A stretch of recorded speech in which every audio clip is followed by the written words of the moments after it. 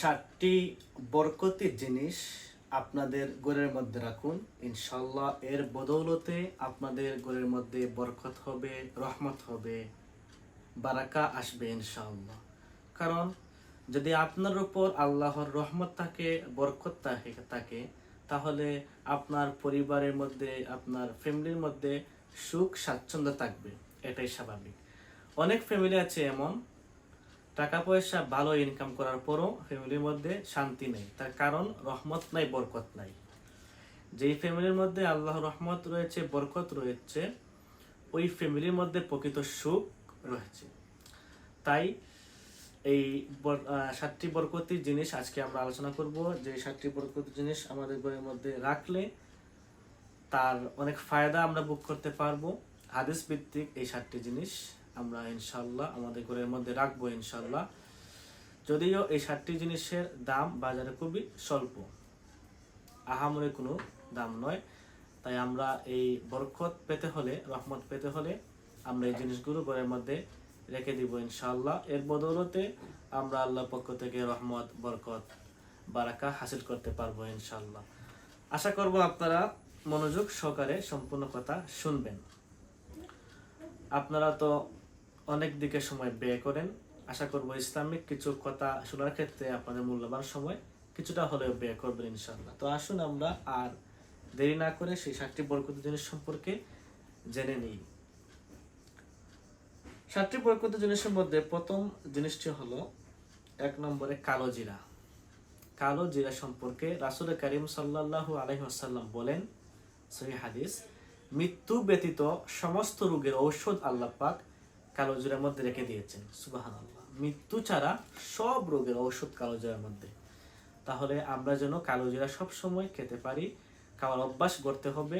রাসূল করিম সাল্লাল্লাহু আলাইহি ওয়াসাল্লাম সবসময় কালো জিরা খেতেন। এই কালো জিরার মধ্যে প্রকৃত রোগের শিফা রয়েছে।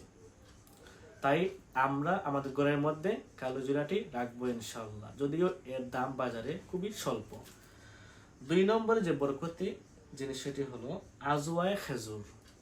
আজওয়ায়ে খেজুরের ব্যাপারে রাসূল করিম সাল্লাল্লাহু আলাইহি ওয়াসাল্লাম বলেন, কোন ব্যক্তি যদি সকালে দৈনিক 7টি করে আজওয়ায়ে খেজুর খেতে পারে, তাহলে ওই ব্যক্তির প্রতি কোনো প্রকার জাদুটোনা কাজ করবে না।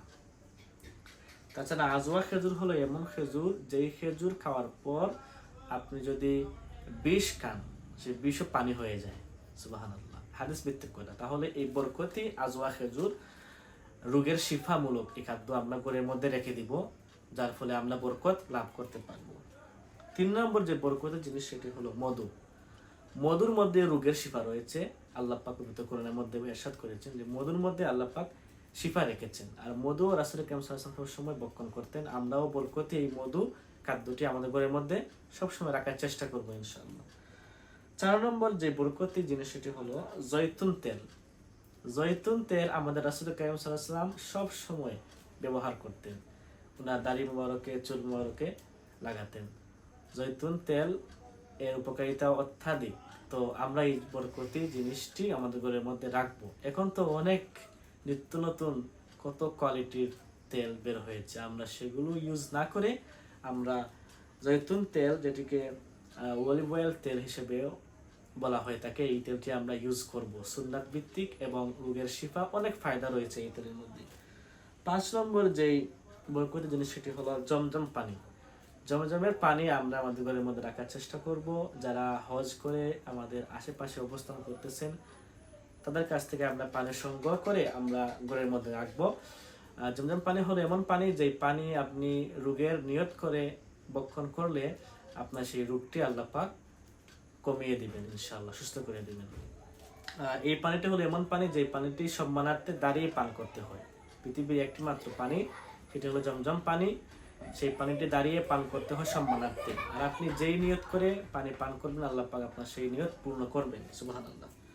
6 নম্বর যে বরকতি জিনিস সেটি হলো আমাদের মুসলমানদের হৃদয় স্পন্দন পবিত্র কুরআন মাজিদ, আল্লাহর পবিত্র কালাম। এই কুরআন মাজিদ আমাদের ঘরের মধ্যে অবশ্যই রাখবো। শুধু রাখলেই হবে না, আমরা সবসময় তিলাওয়াত করব।